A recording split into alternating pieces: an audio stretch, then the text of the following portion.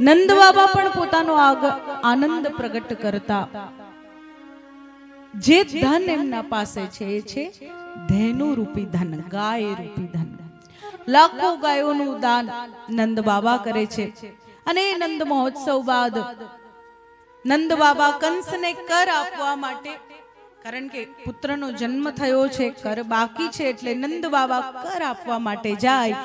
અને એ સમયે કંસને ખબર પડે કે નંદ બાબાને ત્યાં પણ પુત્રનો જન્મ થયો છે. એટલે આ જે સંયોગ બન્યો છે એ કઈ એમને ના બને કે વાસુદેવજીના ત્યાં અચાનકથી પુત્રી આવી ગઈ, 8મા સંતાન સ્વરૂપે નંદ બાબાને ત્યાં પુત્રનો જન્મ થઈ ગયો.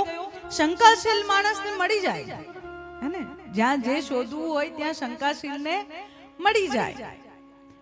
અને કંસને પણ અહીંયા મળી ગયું છે. ખબર પડી કે નંદ બાબાને ત્યાં પુત્ર થયો છે એટલે તરત જ મનમાં વિચાર કરે કે આ જે બાળક હોવો જોઈએ, કારણ કે આકાશવાણી પ્રમાણે દેવકીજીનો પુત્ર હતો, બની શકે વસુદેવજીએ કોઈકની મદદ લઈને બાળકને અહીંયાથી ગોકુલ પહોંચાડી દીધો હોય, કંઈક તો બની શકે. અને આ વિચાર કરતા કંસ જ્યારે બેઠો છે તે સમયે જેનો પરિચય જે રીતે આપવામાં આવ્યો છે, બાલઘાતિની, બાળકોને મારવા વાળી, કંસેન પ્રહિતા ઘોરા પૂતના બાલઘાતિની, જેનું નામ જ બાલઘાતિની છે. એ પૂતના ત્યાં આવે અને કંસને કહે કે મહારાજ, ખૂબ ચિંતામાં લાગો છો, શું મારા લાયક કોઈ સેવા છે, કોઈ એવું કાર્ય જે હું તમારી સેવામાં કરી શકું, તમને પ્રસન્ન કરી શકું? તરત જ કંસ કહે કે હા, એવું છે તો ખરું, કારણ કે તારું કામ છે બાળકોને મારવાનું, એટલે અત્યારે મારે સૌથી વધારે તારી જ જરૂર છે. કંસ કહે કે આ પ્રમાણે વસુદેવજીનો બાળક યા તો અંતર્ધાન થઈ ગયો, યા તો બીજે જન્મ લઈ લીધો, આકાશવાણી પ્રમાણે તો. પરંતુ એ જે કોઈ પણ બાળક હોય એને શોધીને એનો અંત કરવો છે. મંત્રીઓ પણ એવા છે, પૂતના પણ એવી છે કે આજ શું, આજથી 10 દિવસમાં જન્મ લેનાર દરેક બાળકને હું શોધીને મારી નાખીશ, મહારાજ આજ્ઞા આપો. કંસ આજ્ઞા આપે છે. આ તરફ નંદ બાબા અને વસુદેવજીનું મિલન થાય. વસુદેવજી અને નંદ બાબાની ચર્ચા કેવી છે કે વસુદેવજી આનંદિત છે નંદ બાબાના ઘરે પુત્ર પ્રાપ્તિના સમાચાર સાંભળીને. જ્યારે નંદ બાબા દુખી છે કે તમારે ત્યાં એક કન્યા હતી જેને પણ કંસે મારી નાખી.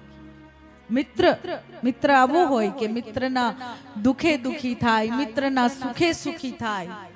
મિત્ર એવો ના હોય કે ભાઈ બરાબર છે, તું તકલીફમાં છે પણ પહેલા મારી વાત સાંભળ.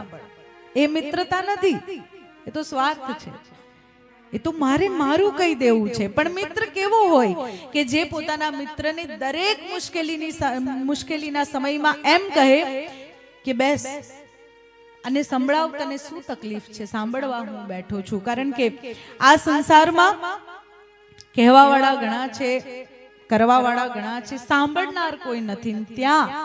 ત્યાં જ બધા પાછા પડે છે. કેમ? કારણ કે જે અહીંયા ભરાઈને રહી ગયું છે હૃદયમાં, એ સંભળાવું કોને? હું તો કહીશ કે સૌથી સરળ કે જો કદાચ મનુષ્યના રૂપમાં કોઈ મિત્ર ના મળે તો કન્હૈયાને મિત્ર બનાવી દો.